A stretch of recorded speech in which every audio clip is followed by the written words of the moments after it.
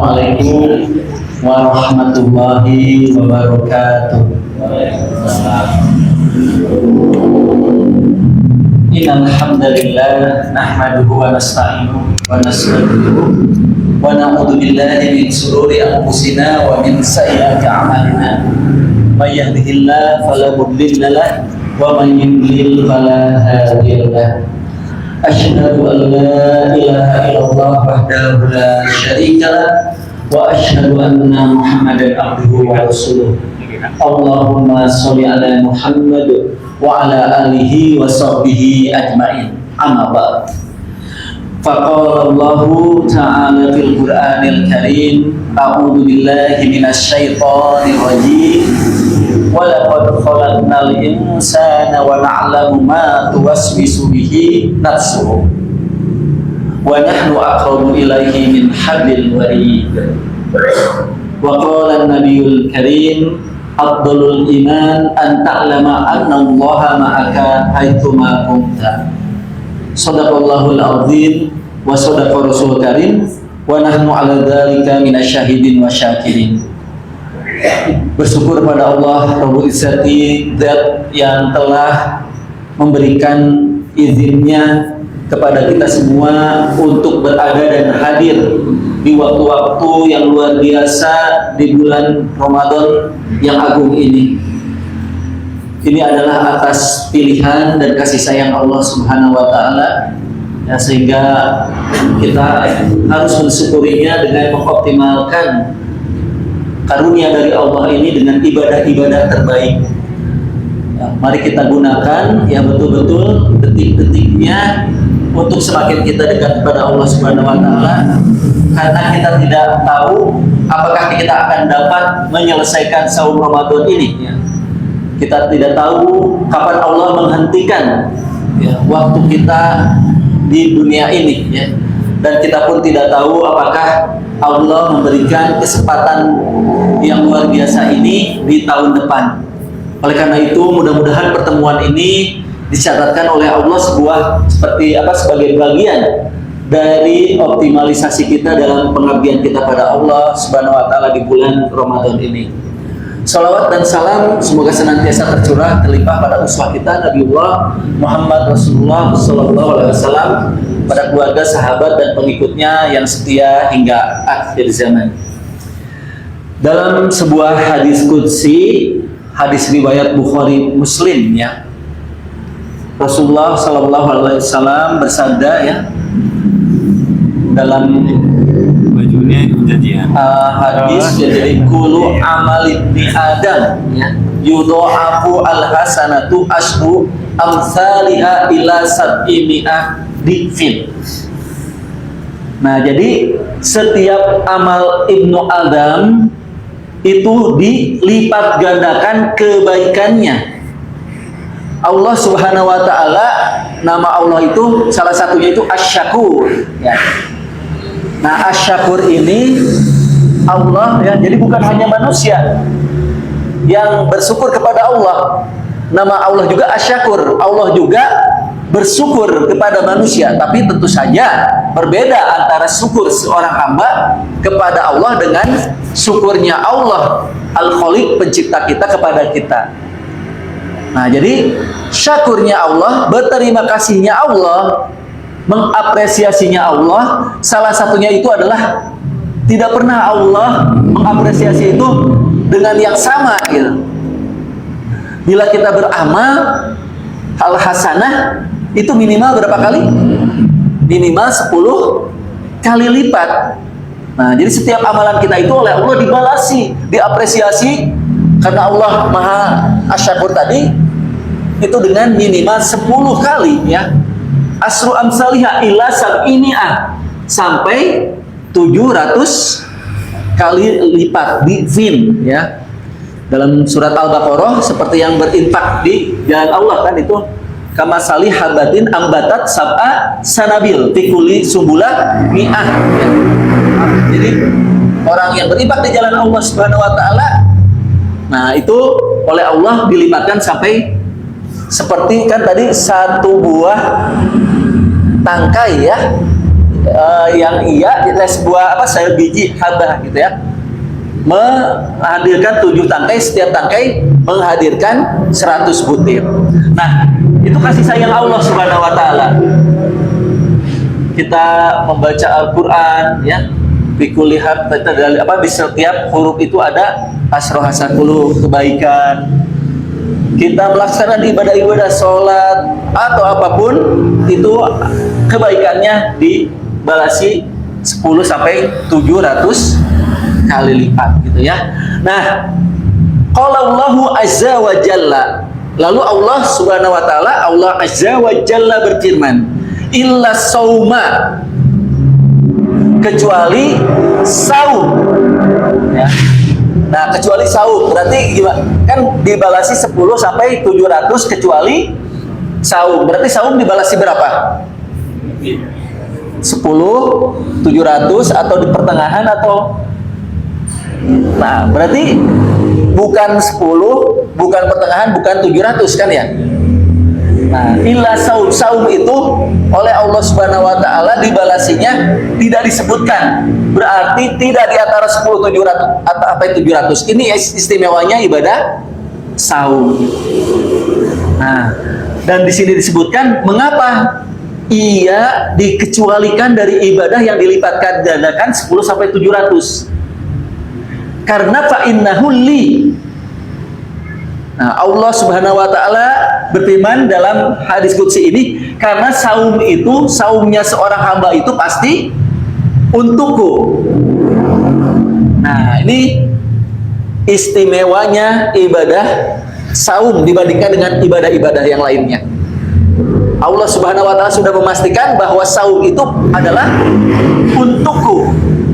Nah, wa ana ajzibih, dan aku yang akan membalasinya. Nah, sampai biarkan ya. Jadi akulah Allah sendiri, wa ana ajzibih, yang akan membalasi ibadah saum itu. Dan di sini disebutkan yatruku sahwatahu wa ta'amahu. Seseorang meninggalkan sahwatnya dan makanannya min ajli, pasti karena Allah Subhanahu wa taala. Nah, jadi istimewanya saum, seseorang yang menunaikan ibadah saum pasti min ajli, pasti karena Allah Subhanahu wa taala. Betul nggak? Kalau misalnya kita baca Quran, pasti karena Allah nggak? Kita baca Quran pasti karena Allah nggak?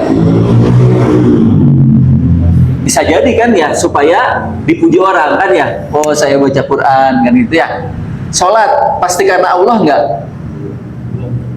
Orang yang sholat ya itu kadang-kadang kan makanya disindirkan dalam Al-Quran ya. Apa? Fawailul lil musallin alladzina hum an sholatihim sahun alladzina hum yuraun. Ya. Nah, jadi sholatnya lalai dan sholatnya yuraun, ria. Ibadah-ibadah lain itu kadang-kadang kita lakukan itu bukan karena Allah, tapi kalau saum itu pasti karena Allah. Apa buktinya? Bagaimana bisa, Ustaz, gitu kan ya? Kenapa saum itu karena Allah? Nah, ini ada penjelasan ya dalam Syarah Ibnu Hajar Al-Asqalani dalam Fathul Bari ya. Nah, jadi mengapa? Karena saum itu adalah ibadah yang tersembunyi dari riya. Ya, saum itu tidak tampak secara lahir seperti sholat atau haji, dan ia adalah sir, rahasia. As-saum la riya'a fi. Ini waqala Ahmad berkata, saum itu tidak ada riya di dalamnya, li'annahu sirrun bainal abdi wa rabbih. Karena saum itu adalah rahasia antara seorang hamba dengan Allah. Karena orang yang saum ya, ia sampai tidak membatalkan saumnya, ia sampai mampu menyelesaikan saumnya, itu pasti karena Allah Subhanahu wa taala ya. Bentar.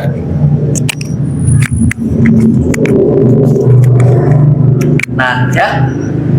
Karena sebetulnya mudah membatalkan saum ya.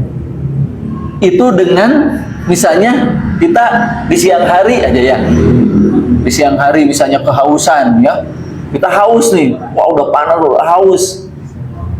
Nah, kita pergi aja kan ke kamar kan ya. Pintunya ditutup, jendela dikunci gitu kan ya, hordengnya ditutup. Nah, terus bisa aja, mudah aja kita minum makan, betul nggak? Ya, bisa aja seperti itu kan ya.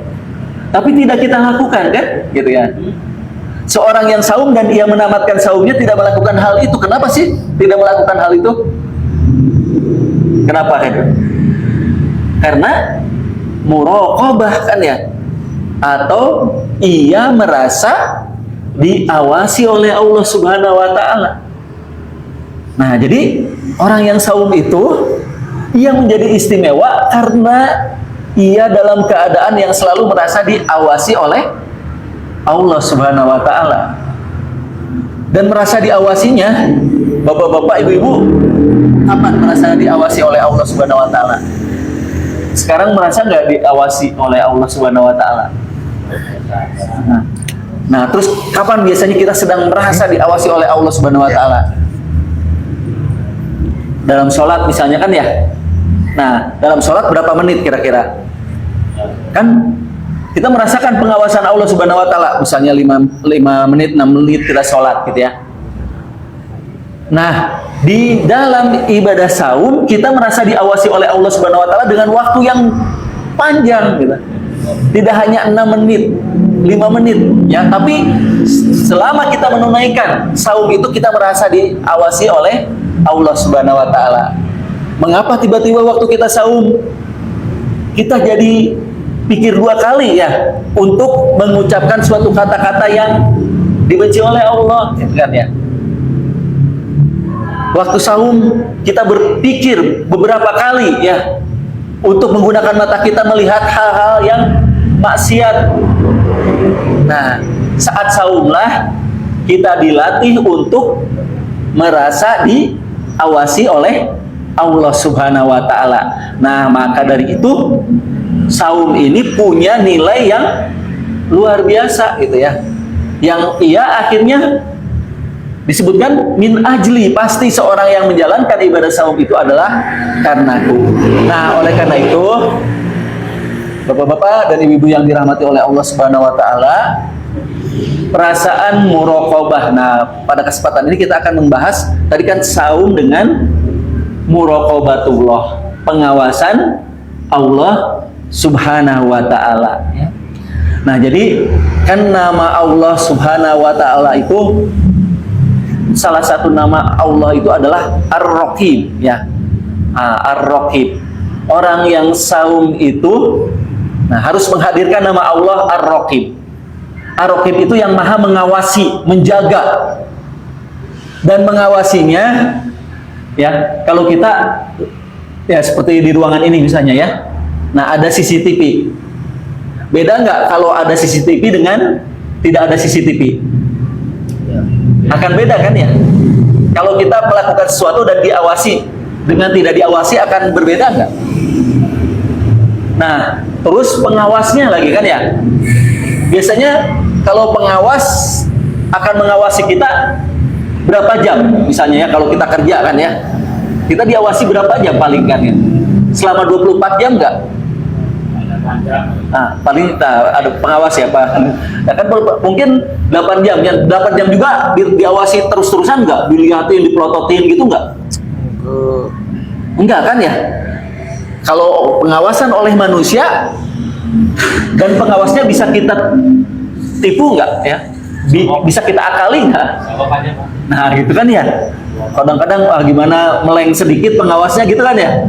Nah, terus kan waktunya tidak 24 jam dan waktunya tidak tiap detik.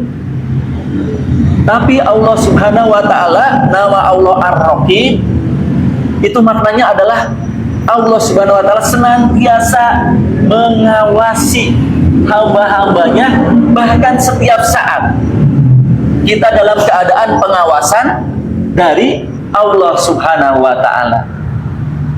Nah, saum itu mengajarkan agar kita selalu merasa kehadiran Allah, pengawasan Allah dalam setiap apa yang kita lakukan. Nah, oleh karena itu, nah ini ada sebuah kisah ya. Ini menggambarkan muraqabah yang kisahnya sering kita dengar ya. Nah, ini dikisahkan dalam Tabaqat As-Sufiyah ya, karya Abdurrahman As-Sulami. Nah, ini yang namanya kisah ya. Ini bukan hadis ya, bukan ayat. Nah, tapi ini kisah yang digunakan untuk menggugah kita gitu ya. Nah, ini dikumpulkan kisah-kisah ini oleh Abu Abdurrahman As-Sulami. Salah satunya kisahnya itu tentang Syekh Atha As-Silami gitu ya. Nah, Syekh Atha As-Silami ini untuk merenungkan apa makna muraqabatullah ya. Punya murid ya. Nah, punya murid. Muridnya itu 7 orang dikumpulkan. Setiap murid itu diberi ayam dan pisau ya. Setiap murid diberi ayam dan pisau. Lalu Syekh Atha menyuruh gitu ya, wahai muridku, sembelihlah ayam ini ya, tanpa seorang pun ya, tanpa ada yang melihatmu gitu ya. Sembelihlah ayam ini tanpa ada yang melihatmu. Nah, akhirnya murid-muridnya pergi ya, mencari tempat masing-masing.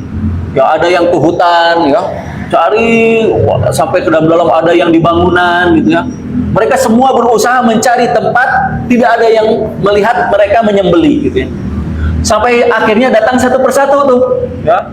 Datang, yang pertama datang. Nah, datang dengan bangganya. Wahai Syekh, aku sudah berhasil. Lihat, ayamku sudah aku sembelih. Aku sembelih di gedung yang tidak ada. Aku pastikan nggak ada Syekh yang melihatku menyembelih ayam ini.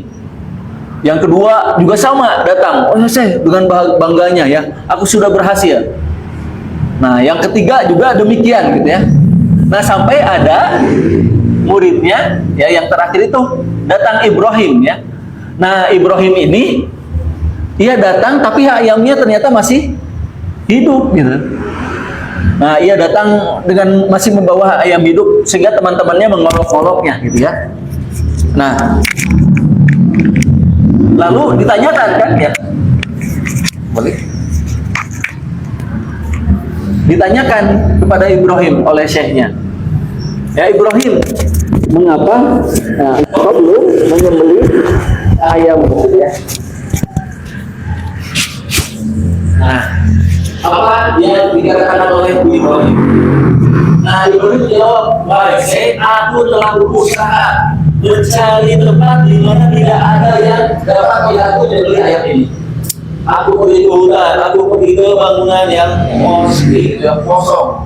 Aku pergi ke mana, tapi tidak aku temukan tempat di mana Allah Subhanahu Wa Taala melihatku.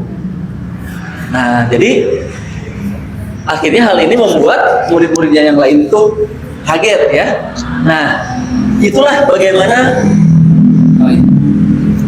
yang disebut dengan muraqabatullah ya, di mana tidak ada tempat ya, tidak ada waktu ya, kecuali Allah Subhanahu wa taala mengawasi kita. Nah, pengawasan Allah ya. Nah, ini saatnya ya, dalam waktu-waktu di bulan Ramadan ini kita menguatkan rasa dari pengawasan Allah Subhanahu wa taala kepada kita gitu ya. Nah, pengawasan Allah Subhanahu wa taala itu bukan hanya pengawasan pada sisi-sisi zahirnya, bukan tampakan luarnya saja gitu. Tapi yang disebut dengan Ar-Raqib, dan nama Allah juga Al-Khabir. Allah mengawasi juga apa yang ada di dalam hati kita. Ya. Nah, tadi Ustaz Dudung alhamdulillah sudah membacakan untuk kita semua. Surat apa tadi? Surat Al-Mulk ya. Nah, dalam surat Al-Mulk, wa asiru qaulakum awidharu bih. Dan sirkan, rahasiakan gitu ya, perkataan kalian, atau izharkan, atau keraskan. Mau berbisik-bisik, mau dikeraskan, mau di dalam hati kita ya. Nah, Innahu alimun bidati sudur. Sesungguhnya Allah mengetahui apa yang ada di dalam hati kita. Ya. Nah, kan hati kita ini suka berbisik-bisikan ya. Nah, terasa nggak hati kita ini selalu hati kita ini tidak pernah berhenti bicara, betul nggak?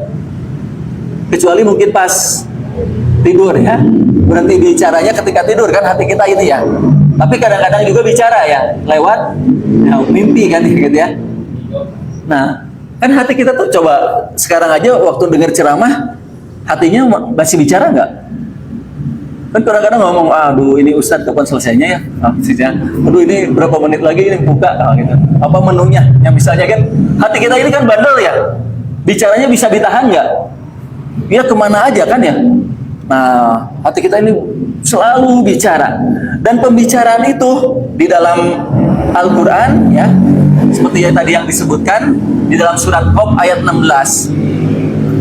Nah, ibadah saum ini harus menghadirkan sikap muraqabah ini. Nah, mudah-mudahan Allah memberikan taufik sehingga kita merasakan muraqabah ini, pengawasan Allah ini ada dalam hati kita. Nah, salah satunya dengan keimanan ya, dalam surat Qaf ayat 16 ya. Walaqad khalaqnal insana. Ya, tadi kan maaf, tadi kembali ke surat Al-Mulk kan ya. Innahu alimum bidatis sudur. Mungkin ada yang penasaran ya, ada yang bertanya-tanya, benar enggak Ustaz? Masa Allah tahu apa yang ada di dalam hati kita sih? Coba bayangkan sekarang hati saya aja. Coba di hati saya ada yang bisa nebak nggak? Sedang ngomong apa nih di hati saya? Kan nggak ada ya. Nah, hati 2 orang, hati 3 orang, hati manusia sedunia, coba bayangkan. Hati manusia sedunia diketahui oleh Allah nggak? Apa yang sedang dibisiki oleh hatinya? Nah, jadi kan ada pertanyaan, masa sih iya gitu kan ya. Maka Allah Subhanahu wa taala menghilangkan keraguan ini dengan mengatakan ala ya'lamu man khalaq. Apakah tidak mengetahui Allah yang menciptakan? Ala ya'lamu man khalaq wa huwal latiful khabir, dan dialah Allah yang maha lembut dan maha mengetahui segala detail-detail apa yang ada dalam hati kita. Nah, jadi hilangkan keraguan bahwa Allah mengetahui apa yang dibisikkan hati kita. Nah, karena Allah yang menciptakan kita, Allah yang menciptakan hati kita, Allah yang menciptakan hati sehingga Ia berbicara, maka Allah juga mengetahui apa-apa yang dibisikkan hati. Ya. Nah, di ayat ini, walaqad khalaqnal insana, dan sesungguhnya kami menciptakan manusia, telah menciptakan manusia, wa na'lamu ma tuwaswisu bihi nafsuhu,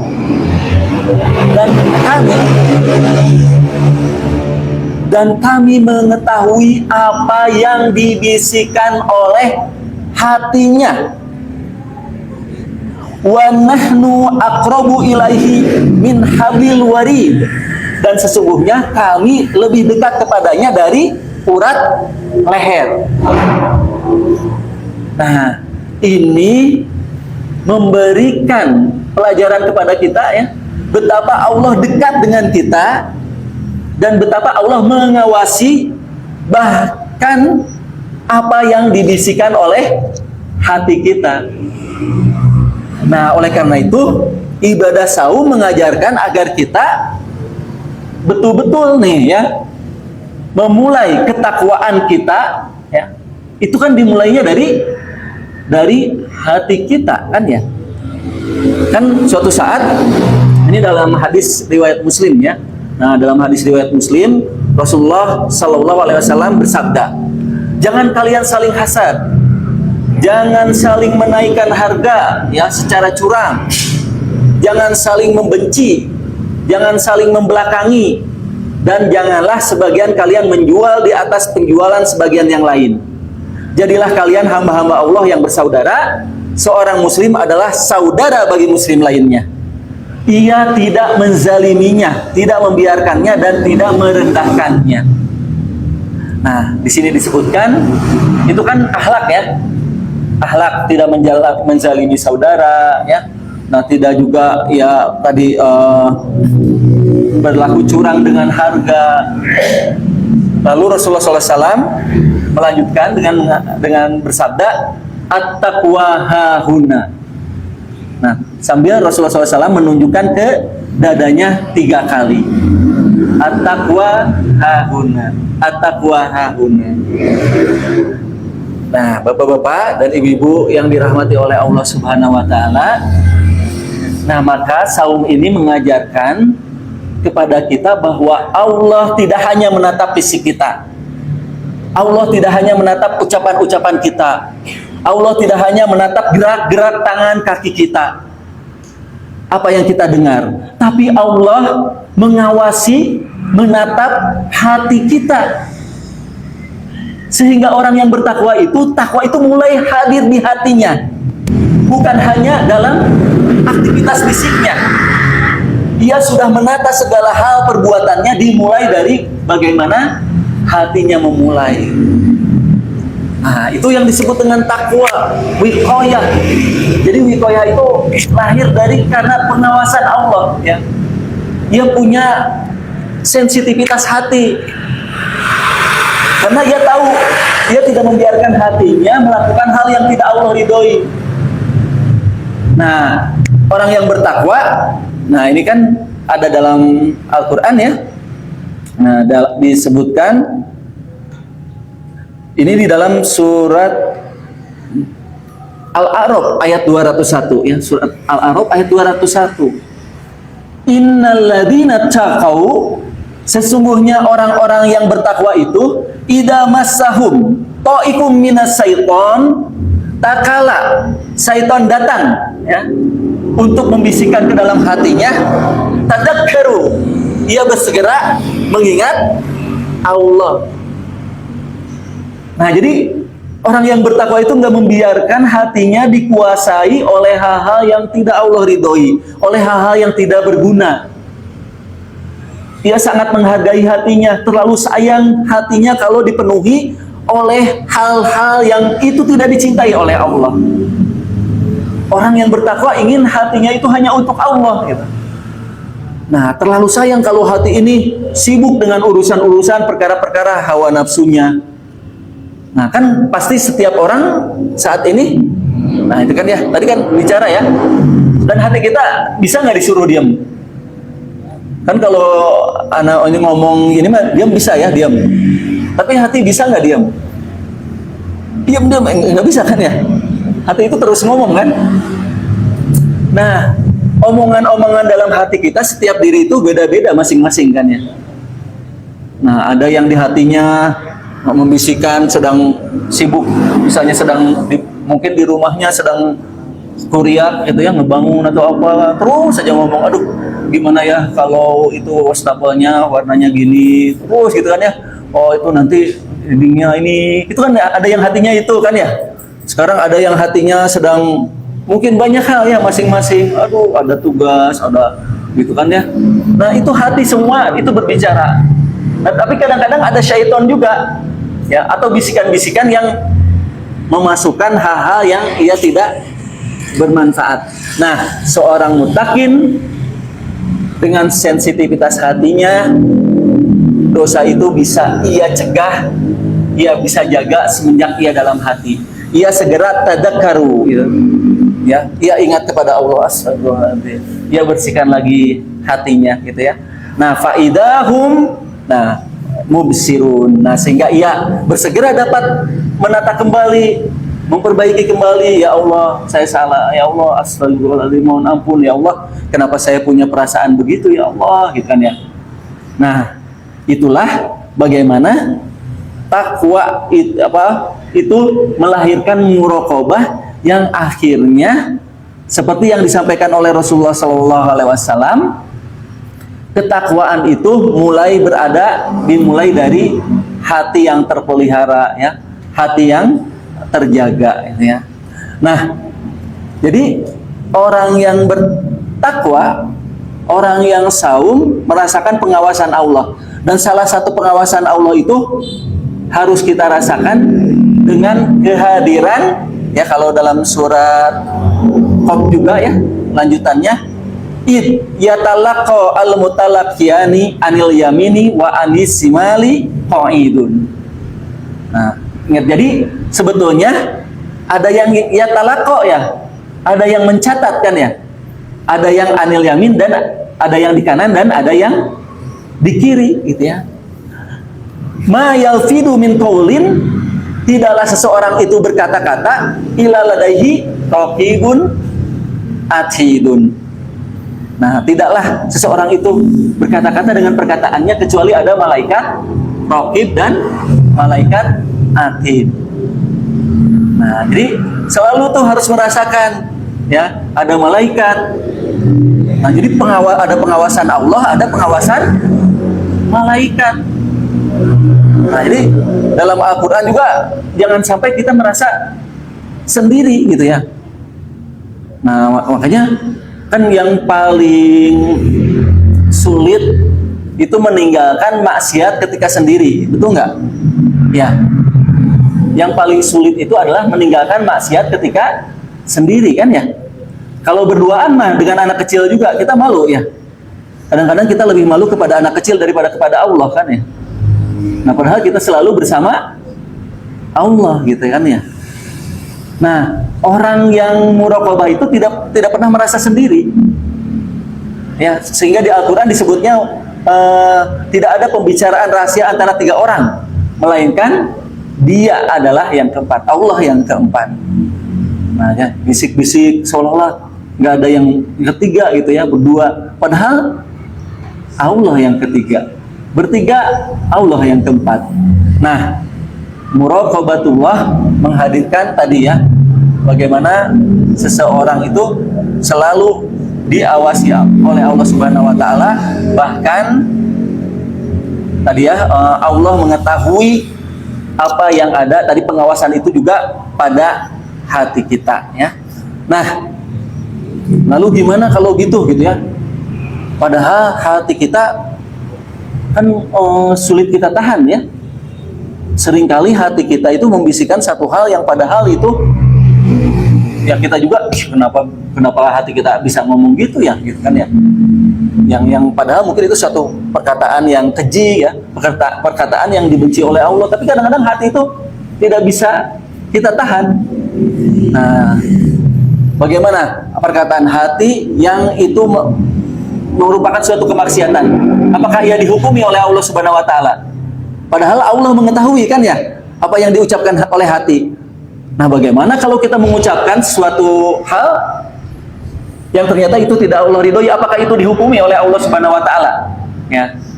Nah, alhamdulillah Allah Subhanahu wa taala kan ya di ayat Allah, wa'lamu anallaha ya'lamu ma fi anfusikum fahdaru. Nah, dalam surat Al-Baqarah ayat 235. Dan ketahuilah sesungguhnya Allah mengetahui apa yang ada di dalam hati kalian, maka takutlah kepadanya.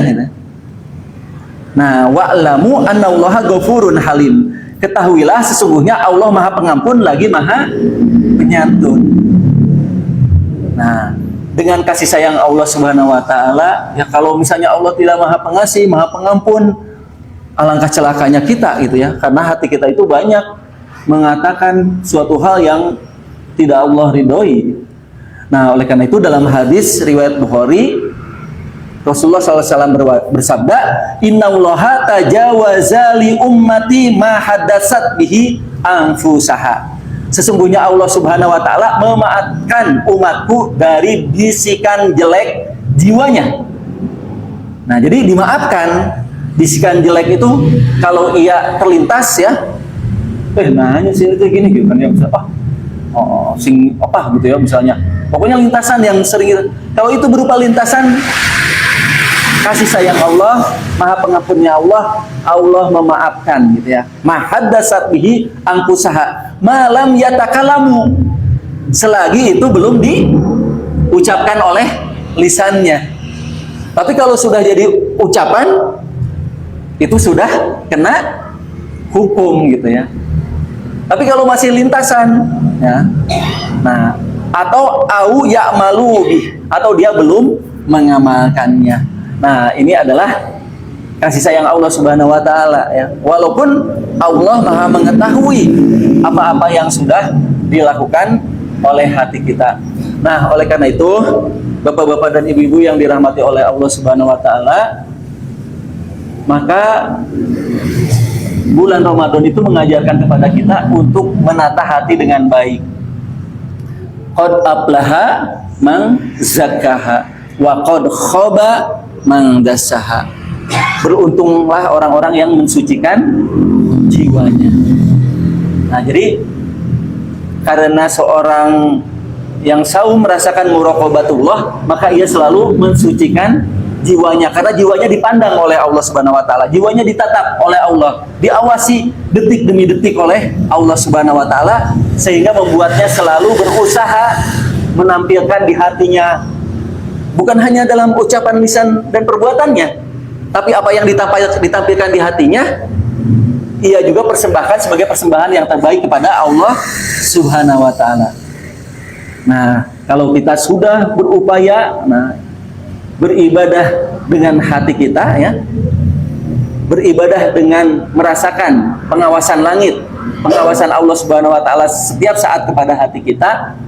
Nah, ini fadilahnya luar biasa ya. Nah, karena hati beramal ya, kan hati ini beramal juga kan ya. Hati kita beramal ingin sedekah, ada nggak di hati kita ingin bersedekah? Nah, tapi ada yang memang di hatinya juga tidak ingin bersedekah. Ada nggak yang di hatinya ingin hafidz Quran? Di sini di hati masing-masing ada nggak ingin hafidz Quran? Atau ada yang nggak ada? Emang nggak ada aja di hatinya ingin hafidz Quran. Nah, ada nggak di hatinya yang ingin melakukan tadi, ingin syahid, ingin berjihad di jalan Allah? Nah, ini berkaitan dengan hati yang penuh dengan niat kebaikan, ya. Walaupun itu ia tidak bisa lakukan gitu ya, tapi seorang muraqabah yang muraqabah kepada Allah itu hatinya penuh dengan niat-niat yang baik. Walaupun itu tidak mungkin ya ia dapat wujudkan, tapi karena kasih sayang Allah, muraqabatullah itu jadi nilai kebaikan. Nah, ini mungkin sebagai penutup ya, kita banyakkan tanya jawab aja ya. Nah, kita banyakkan tanya jawab sebagai penutup ya. Ini ada hadis ya dari Abu Kabsyah Al-Anmari radhiyallahu an, Rasulullah SAW bersabda ya, dunia itu milik 4 golongan. Nah, yaitu satu, seorang yang Allah beri ilmu dan harta, lalu dia bertakwa kepada Allah, menyambung silaturahim, hubungan dengan kerabat ya, dan mengetahui hak Allah pada harta tersebut. Orang ini yang paling utama kedudukannya di sisi Allah. Nah, ini hadisnya hadis riwayat Tirmidzi ya dan Ahmad, dan disahihkan oleh Al-Hafidz Abu Thahir ya. Nah, yang kedua, seseorang yang Allah beri ilmu tetapi tidak diberi harta. Ya, kalau yang tadi diberi ilmu juga diberi harta. Kalau yang ini diberi ilmu tapi tidak diberi harta. Ya. Lalu dia berkata, andai aku punya harta, aku akan melakukan seperti amalan si fulan. Karena niat baiknya itu, dia dan orang pertama sama dalam pahala. Oh, ya. Dia sama dalam pahala.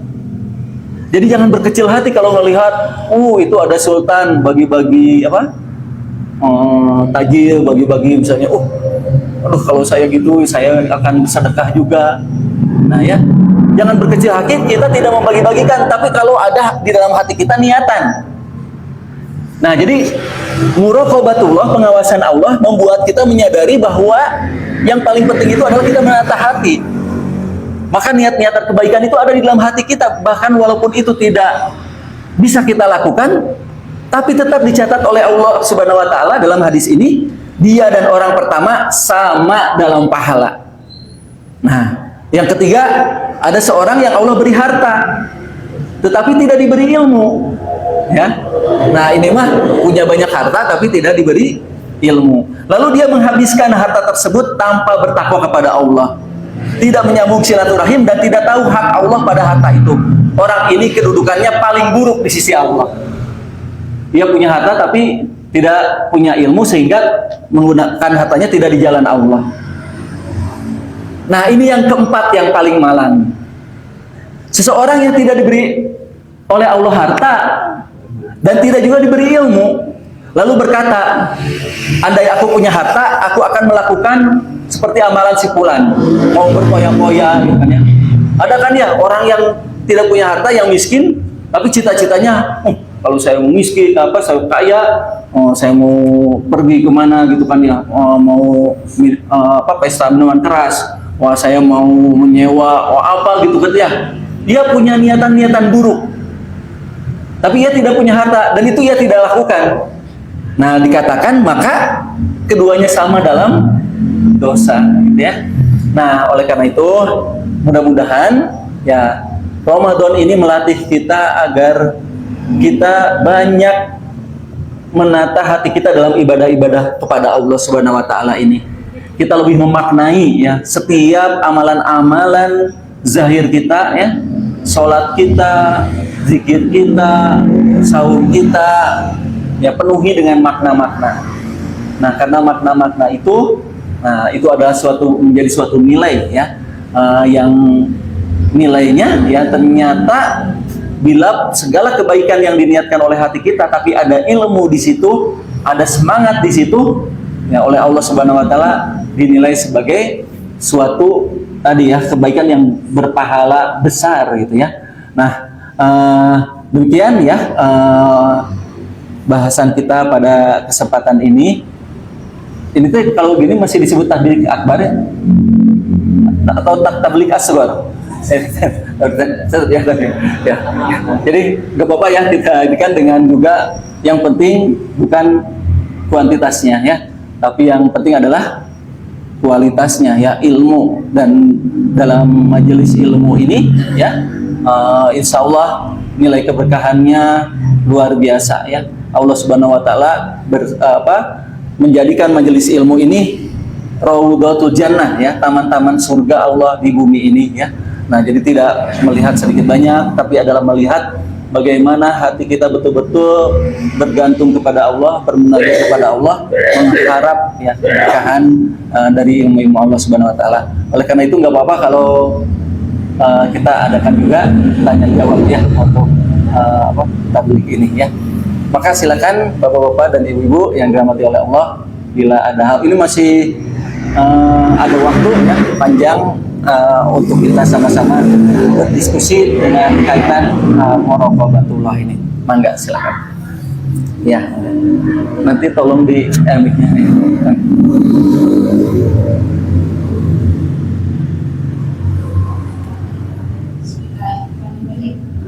Ustaz mau bertanya, apakah termasuk orang yang memberkati kalau misalnya sebentar ya.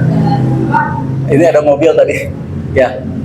Apakah termasuk memberkati ketika misalnya saya melihat dari seseorang yang memang suka melakukan kejoliman gitu ya, atau kita tidak membenci orang yang tapi membenci, tidak suka kepada karakternya yang memang selalu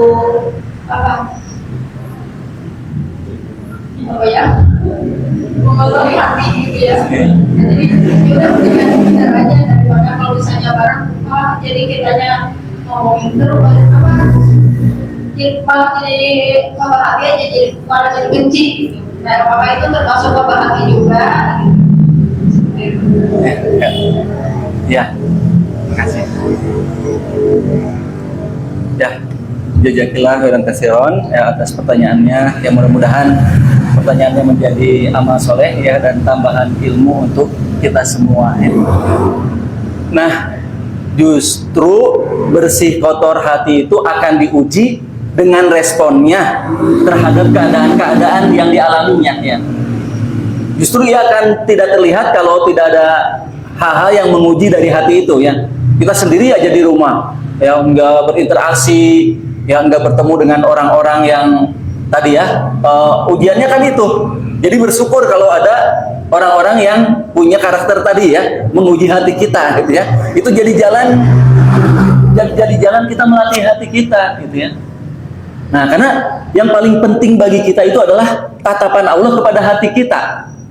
Nah, sehingga jangan sampai kezaliman yang dilakukan oleh orang lain ya, itu menyibukkan hati kita, yang memunculkan kita malah jadi apa, karena dia zalimi kita, jadi hati kita penuh dengan dia gitu kan. Oh, dia gini. Kadang-kadang mungkin kita mengingat dia dengan hal-hal yang padahal dianya mah anteng-anteng aja gitu kan ya. Dia mah anteng-anteng aja, tapi hati kita gundah dengan kezalimannya. Nah, tadi apakah itu termasuk yang mengotori hati ya?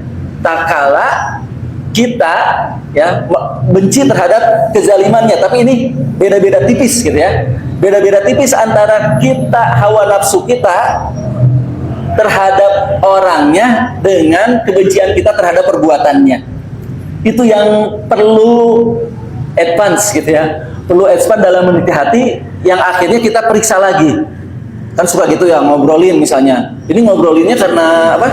Memang ia zalim gitu.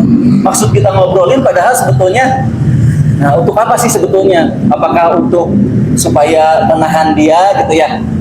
Ngobrol misalnya kan dengan istri, dengan suami kan. Ada orang yang zalim misalnya tetangga atau iya Mi si itu ya gini ya. Oh, itu kalau misalnya apa aja gitu ya.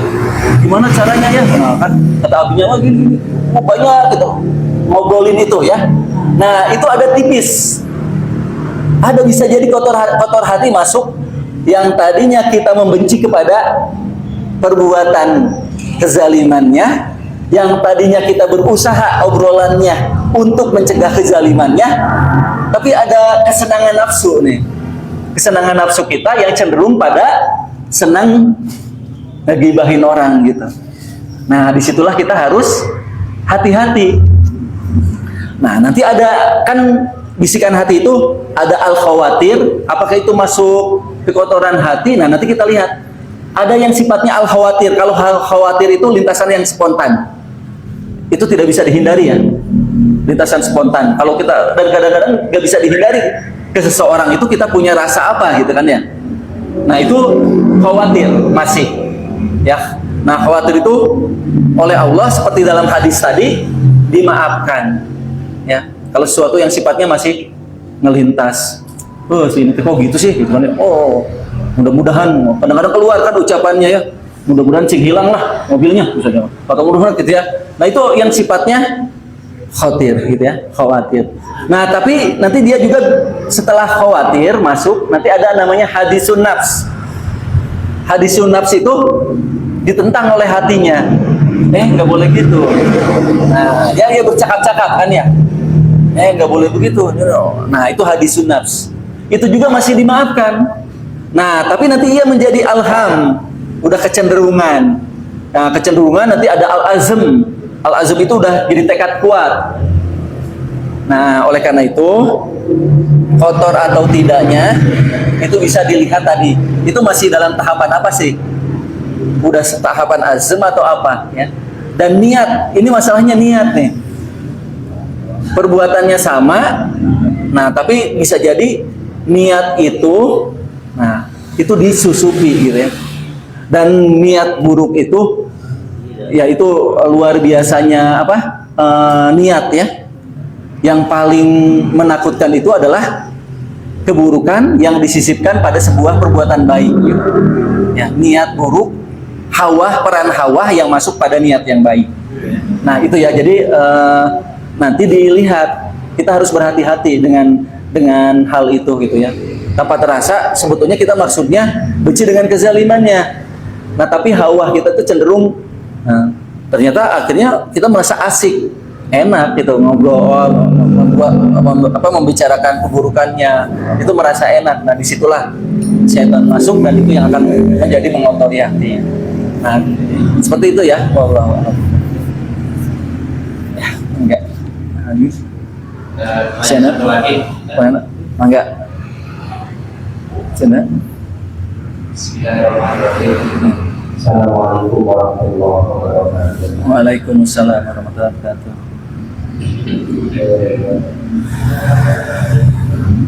Untuk Ramadan ini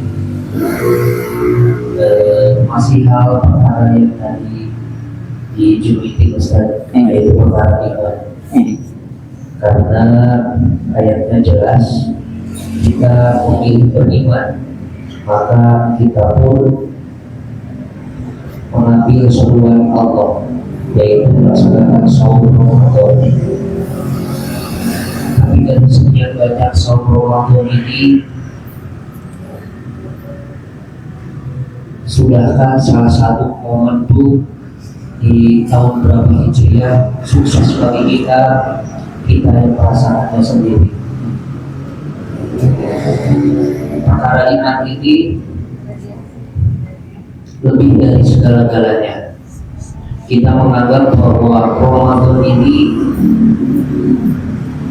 pahala berlimpah, dilipat gandakan, bahkan luar dari saum itu juga ada urusan juga. Bahkan di hadis-hadis tentang iman terkait dengan Ramadan ini, man qoma Ramadan imanan, man shoma Ramadan imanan wa ihtisaban. Yang ingin jadi pertanyaan saya dan mungkin kegelisahan, bagaimana setiap diri kita tidak hanya menjadikan sebuah rutinitas Ramadan saja, tapi bagaimana Ustaz agar menyampaikan bahwa hal ini menjadi sebuah momentum untuk menata takwa kita, menjadi momentum bagaimana menjadikan sebuah peradaban umat. Ya. Yang menjadi pertanyaan saya, untuk mengoptimalkan perkara iman agar keimanan kita betul-betul mampu menopang, menjaga hati kita, menjadikan setiap amal kita, dari sholat yang lain kita, dari saum kita, seluruhnya terhantarkan ridwan Allah. Menurut Pak Ustaz, bagaimana untuk menjaga itu? Karena jelas ya, perkara iman lebih dari segala-galanya, melebihi bonus-bonus yang Allah berikan kepada bulan yang penuh ampunan ini. Sudah sejatinya kita memikirkan menerawang ke arah sana, tidak hanya pahala-pahala yang Allah janjikan, yang Rasulullah SAW contohkan, tapi harus betul-betul tertopang oleh keimanan kita yang kokoh, yang tangguh, dan menjadikan setiap diri kita tuntas dan meraih la'allahu takabur. Mohon penjelasan Ustaz dari perkara iman itu sendiri, karena saya menanyakan terkait dengan yang Ustaz buat di buku itu, adakah gambaran ya, dibahas terkait dengan gambar-gambaran Rasulullah. Salah satunya tadi itu diungkapkan dalam kisahnya Hanzalah. Iya, juga tadi betul. Adakah bahasan-bahasan terkait dengan ilmu dalam madrasah Ramadan tadi, dan juga terkait dengan perkara-perkara yang, karena kalau kita tidak sering dengan perkara iman ini, boleh jadi semangat kita hanya semangat biasa-biasa saja, dan akan terjadi pengulangan kembali dari tahun-tahun sebelumnya, bahwa Ramadan kita hanya tuntas di sini, dan mungkin juga peningkatan ibadah kita di bulan Ramadan itu hanya momentum Ramadan saja. Di dalam kitab Minhajul Abidin ada dua perkara, ar-roja wal khauf, Dua hal ini yang bisa menjadikan ibadahnya mumpuni. Tapi di luar itu saya ingin lebih jauh dari itu, bagaimana perkara iman atau keimanan itu kamu dimiliki oleh kita, sehingga kita tidak hanya untuk Ramadan, untuk Ramadan bisa jadi bicara hari untuk kedepannya jauh lebih baik lagi. Terima kasih. Jazakallah khairan. Assalamualaikum warahmatullahi wabarakatuh. Waalaikumsalam warahmatullahi wabarakatuh. Nah, jadi syukron ya, wa jazakallahu khairan katsiran atas pertanyaannya ya dari Ustaz Romi. Nah, bulan Ramadan itu kan waktu yang pendek ya. Nah, waktu yang pendek tapi bekasnya, kesannya harus menjadi sesuatu yang terus tertanam sepanjang tahun ya. Dan mengapa bulan Ramadan ini istimewa? Jadi di dalam hadis ya, tak kala masuk bulan Ramadan, Rasulullah Shallallahu Alaihi Wasallam mengabarkan kepada sahabat, "Atakum Ramadan, syahrun mubarakun." Datang pada kalian bulan Ramadan, bulan yang diberkahi. Nah, coba kita renungkan baik-baik ya. Bulan yang diberkahi. Jadi diberkahi itu bagaimana Allah Subhanahu Wa Taala. Tadi kan Pak Ustadz Romi menanyakan tentang iman. Kita ingin iman ini terjaga. Karena kata Rasulullah SAW di dalam hadis, al-iman fi qulubikum, iman itu di dalam hati kalian itu seperti pakaian. Pakaian juga bisa lusuh, bisa usang. Ya, iman juga bisa yazid wa yanqus, bisa berkurang. Nah, maka berdoalah kepada Allah, karena siapa yang bisa menyegarkan iman kita kembali? Selain pancaran kasih sayang Allah Subhanahu wa Ta'ala. Hati-hati, iman ini spesial. Kalau harta di dalam hadisnya itu diberikan kepada yang Allah cintai, juga diberikan kepada yang tidak Allah cintai. Dunia diberikan oleh Allah kepada siapa yang dicintai atau yang dicintai. Tapi iman itu hanya diberikan oleh Allah kepada yang dicintainya. Nah, jadi iman ini adalah spesial pilihan Allah kepada seorang hambanya. Nah, kalau ia spesial, nah ada saat, nah ini kenapa coba dalam hadis Rasulullah SAW sampai tadi ya mendoakan kan ya, didoakan sampai mengamini kan ya, rohima ampun, rohima ampun, rohima ampun, celaka, celaka, celaka. Siapa orang yang masuk bulan Ramadan tapi ia tidak mendapatkan ampunan Allah. Di hadis itu pun ya di ujungnya, barang siapa yang ia terhalang dari kebaikan-kebaikan di bulan Ramadan, maka ia sungguh terhalang. Kira-kira kenapa sampai disebut celaka? Orang yang masuk Ramadan dan tidak mendapatkan ampunan Allah. Coba bayangkan kayak kalau sepak bola ya, ngegolkan itu susah nggak? Susah kan ngegolkan itu ya. Kemarin juga Persib tuh bang, mana abang?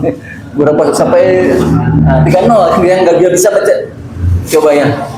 Nah, bagaimana kalau saat itu ya dimudahkan untuk mencetak gol? Ya, wah pertama, oh itu kipernya balik ke belakang gitu kan ya misalnya. Nah, kipernya harus balik ke belakang katanya ya. Nah, terus jaraknya didekatkan gitu kan ya. Jaraknya biasanya 12, nah jaraknya didekatkan. Udah gitu gawangnya, oh udah diperbesar gawangnya gitu. Saking ingin wasit itu tercipta gol. Nah, kan kalau sudah tinggal nyepak gol tapi tidak gol gimana? Tentu kan ya, terlalu gitu kan ya.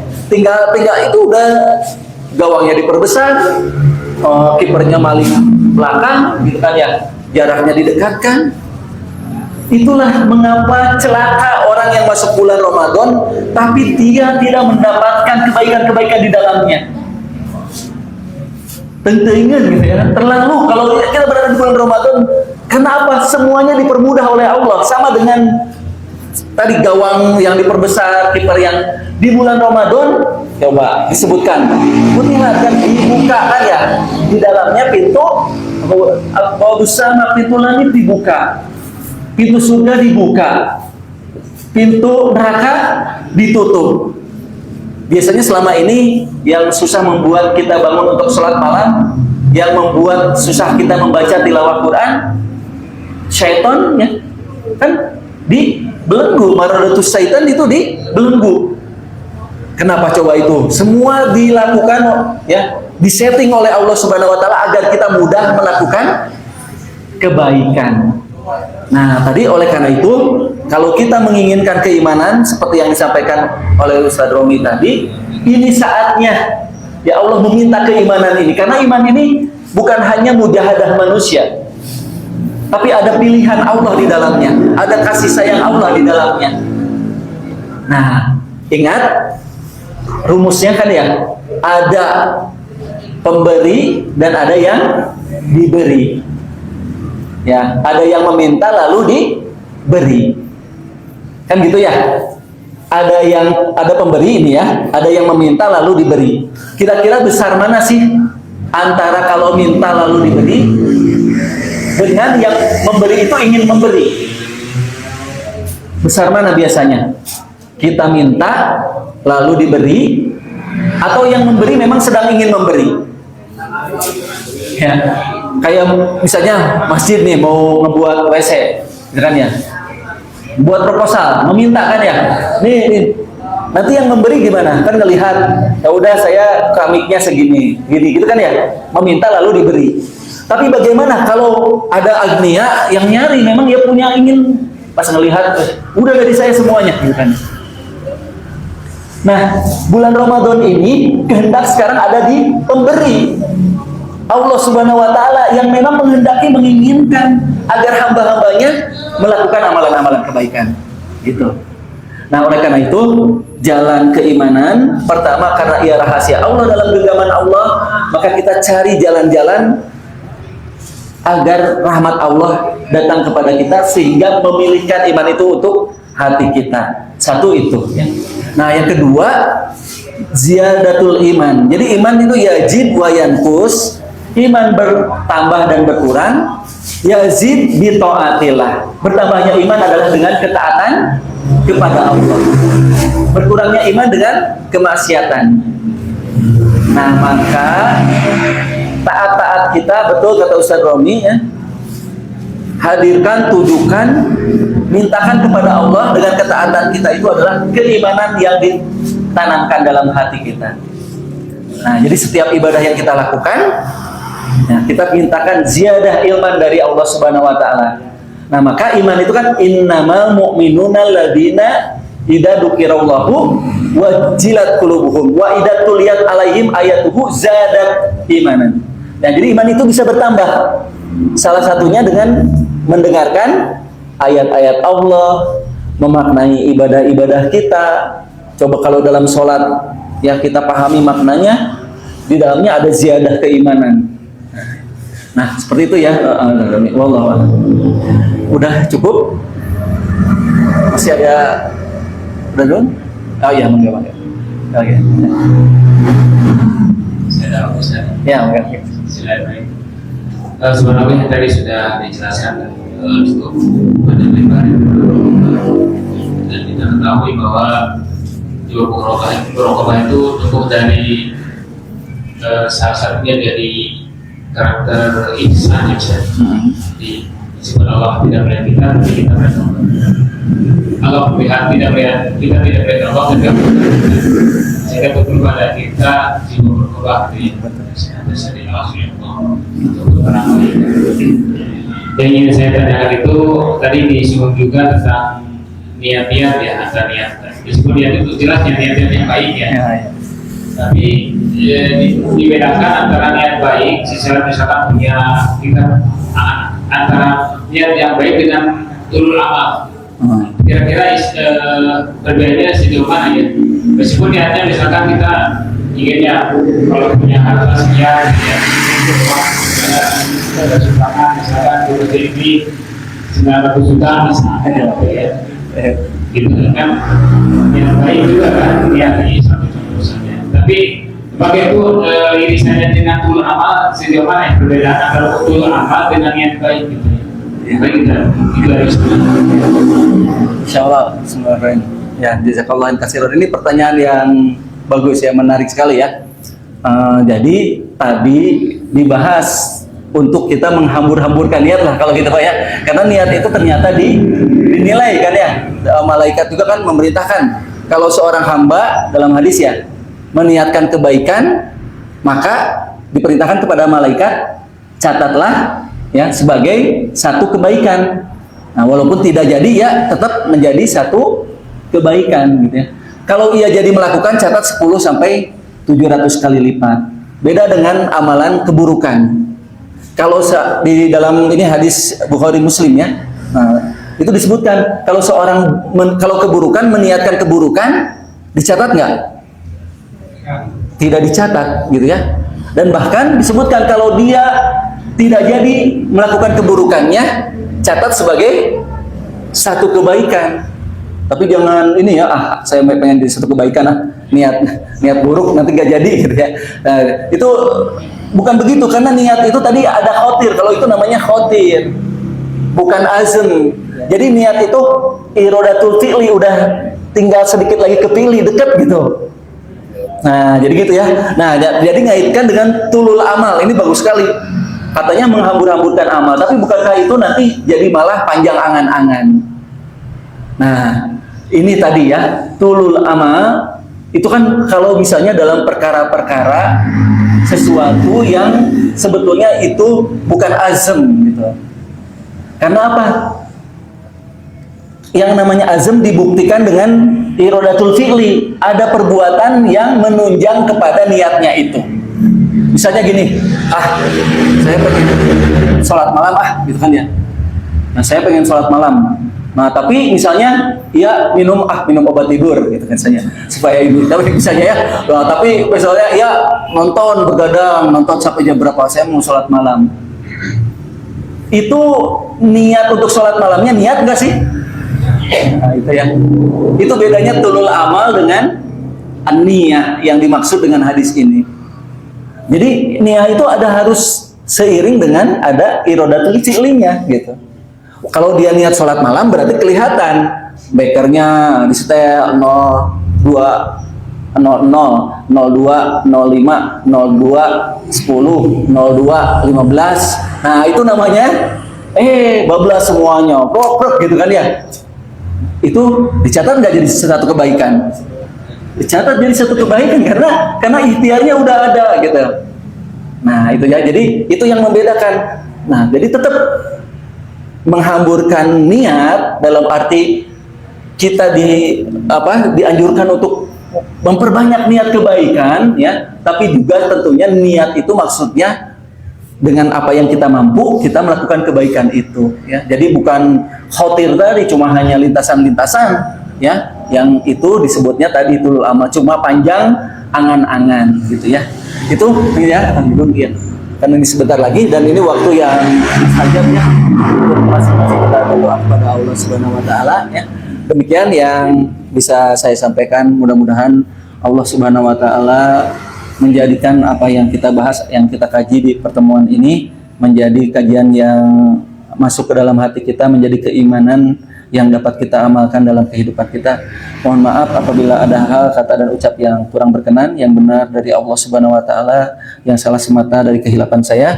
Barakallahu lakum fil Qur'anil azim, nafa'ani wa iyyakum bima fihi minal ayati wa dzikril hakim. Aqulu qouli hadza astaghfiruhu li wa lakum wa billahi taufiq wal hidayah. Wassalamualaikum warahmatullahi wabarakatuh.